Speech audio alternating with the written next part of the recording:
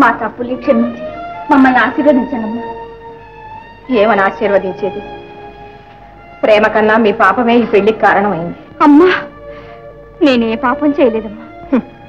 నీలాంటి బిడ్డని గని తల్లి పడే బాధ ఏమిటో తల్లివి కాబోయే నీకు త్వరలోనే తెలుస్తుంది. పొట్టిదేనమ్మా, నేను తల్లిని కావటం లేదు. నీ కడుపున పుట్టిన బిడ్డ అలా ఎన్నటికీ చేయదమ్మా. నిజమేనమ్మా, నీ పాదాల సాక్షిగా చెప్తున్నాను. పార్వతి, ఆనాడు ఆవేశంలో నేను మీ బిడ్డను మాత్రమే కాను, వారి భార్యను, వారి బిడ్డకు తల్లిని కాబోతున్నాను అన్నాను. దాన్ని మీరు అపార్థం చేసుకున్నారు. అప్పటికి నాకు అదే వరంలా అనిపించింది. నేను కాదనలేదు, కానీ ఇప్పుడు నిజమే చెప్తున్నానమ్మా. పార్వతి అమ్మా, నిన్న అపార్థం చేసుకుని అవమానించాను. కన్న తల్లిలాగాక కటికి రాక్షసిలా ప్రవర్తించానమ్మా.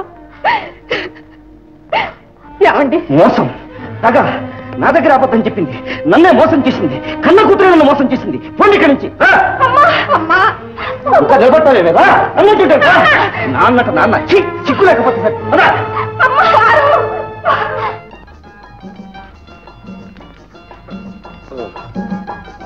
ఈమె నా భార్య పార్వతి, ప్రేమించి పెళ్లి చేసుకుంది. అంటే ఇంట్లోంచి వెళ్ళగొట్టారనమాట? అందుకే కదరా ఇలా వచ్చింది. అలాగా? శాంతాదేవారు, మీరు ఇంకో ఆడవారు తోడొచ్చారు. ఇంకో కప్పు కాఫీ పెట్టండి. మన శంకరం భార్య. రండమ్మా చెల్లమ్మ, కూర్చో. సరేగా నువ్వేం చేస్తున్నావురా? నేనా? స్వరాజ్యం వచ్చేదాకా స్వరాజ్యం స్వరాజ్యం అంటే తిరిగివానా? అవును. స్వరాజ్యం వచ్చాక సురాజ్యం సురాజ్యం అంటే తిరుగుతున్నాను. అంటే మంచి రాజ్యం కోసం పాటు పడుతున్నాడు అన్నమాట. తిరిగే కాలు తిట్టే నూరు ఊరుకదుగా మరి. Good good good. చెప్తున్నారా? నేనా ఇప్పుడు చేసింది ఇది. ఇక మా ఇద్దరు పొట్టలు గడవడానికి ఏదైనా ఉద్యోగం కోసం వెతుకుతున్నాం. అది ఇకనే మేము వెళ్ళమని దాకా వెళ్ళడానికి లేదు. అరే, నేను చెప్పేది వినరా? మేము ఇక్కడికి వచ్చింది బయటికి వెళ్ళటానికి కాదు, ఇక్కడే ఉండిపోవడానికి.